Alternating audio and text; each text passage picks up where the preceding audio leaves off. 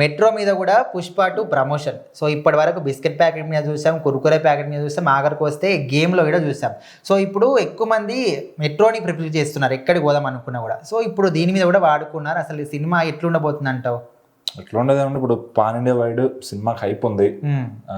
చెప్పాలి అంటే ఇంకా ప్రతి థియేటర్లో కానీ ఎక్కడ చూసినా పుష్ప మ్యాన్యా నడుస్తుంది.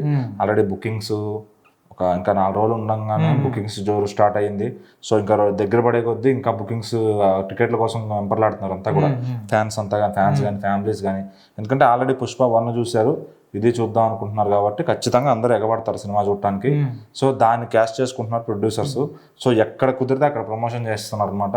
ఎట్లాంటి బిస్కెట్ ప్యాకెట్ల మీద, నువ్వు తెచ్చుకునే ఇప్పుడు బ్లింకిట్లో ఆర్డర్ పెట్టుకుంటారు దాని మీద, ఎక్కడ చూసినా నువ్వు తినే డార్క్ ఫ్యాన్సీ బిస్కెట్ పైన చిన్న పిల్లల నుంచి పెద్ద పిల్లలకి అట్రాక్ట్ చేసేటట్టు, ఫ్రీ ఫైర్ గేమ్ లో ఎక్కడైనా అందరిని అట్రాక్ట్ చేసేటట్టు ఆ సినిమా రిలీజ్ డేట్ ఎక్కిస్తూ, పోస్టర్లు ఎక్కిస్తూ అట్లా ప్రమోషన్ చేస్తున్నారు అనమాట.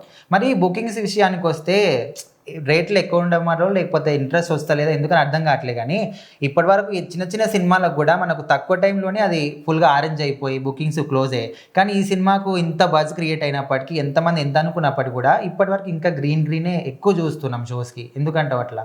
అట్లా ఏం లేదు. ఒక షో పడిన తర్వాత టాక్ పడింది అనుకోండి, ఆబ్వియస్లీ నెక్స్ట్ షోలు కంప్లీట్ అప్పటికప్పుడు ఫుల్ అయిపోతాయి. ఎందుకంటే కొన్ని ఫ్రీగా వదిలేసారు. ఇప్పుడు ఫ్యామిలీస్కి అందాలి బుకింగ్, అందరూ ఇప్పుడు ఓన్లీ ఫ్యాన్సే చేసుకుంటే ఫ్యామిలీస్ కూడా అందాలంటే బుకింగ్ ఓపెన్లో పెట్టాలి. ఇది వరకు ఏంటంటే థియేటర్కి వెళ్ళి ఎగిరెగిరి కొట్టుకుని తీసుకునేవాళ్ళు. ఇప్పుడు ఆప్షన్ లేదు. నీ దగ్గరలో థియేటర్ ఉందా, నీకు అది నచ్చిందా, ఆ బుకింగ్లో చూసుకుంటావు, ఈ సీట్లోకే ఫ్యామిలీగా నీకు ఫ్రెండ్స్గా ఏ సీట్లు కావాలో ఆ వ్యూ చూసుకుంటావు, లేకపోతే ఎక్కడ ఉంటే అక్కడ అడ్జస్ట్ అయ్యి తీసుకుంటావు. సో నీకు అది ఒక ఆప్షన్ ఉంది తీసుకునేది.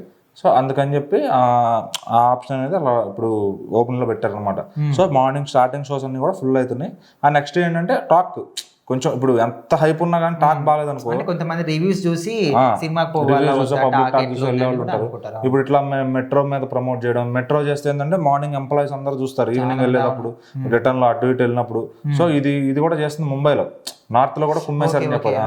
సో ఇంతకు ముందు రాధేశ్యామ్ సినిమాకి చేశారు ఇట్లా ప్రభాస్ గారిది.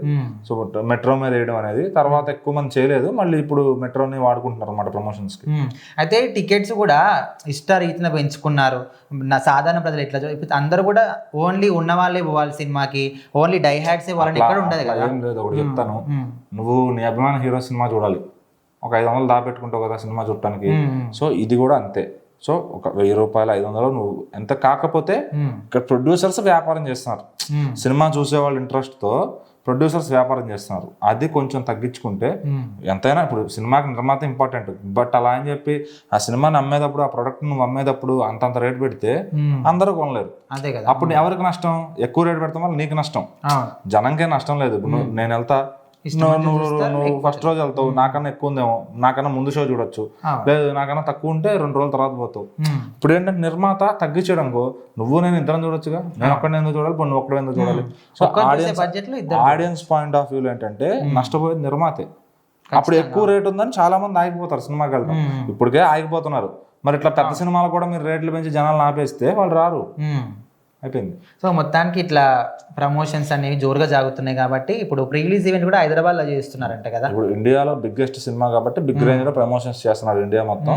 సో వాళ్ళు పెట్టిన ఖర్చుకు అటు సినిమాకి కానీ ఇటు ప్రమోషన్స్ కానీ వర్త్ గా దానికి డబల్ ఇంతలు రావాలని మనం ఎక్స్పెక్ట్ చేస్తాం. సో ఫస్ట్ డే వాళ్ళ కలెక్షన్స్ సుమారుగా ఒక 300-500 crores అయితే టార్గెట్ పెట్టుకున్నారు. అంత రీచ్ అయితే అనుకోవచ్చా? అదే హిట్ టాక్ అనేది వస్తే కంప్లీట్ గా ఎంతైతే మార్జిన్ థియేటర్స్ ఉన్నాయో అన్నిటి నుంచి వచ్చే రెవెన్యూ ఖచ్చితంగా 300 crores వెళ్ళిపోద్ది. But in case of cinema తేడా కొడితే అందులో సగం అట్లీస్ట్ ఒక 150 రేంజ్ అన్నా రావచ్చు.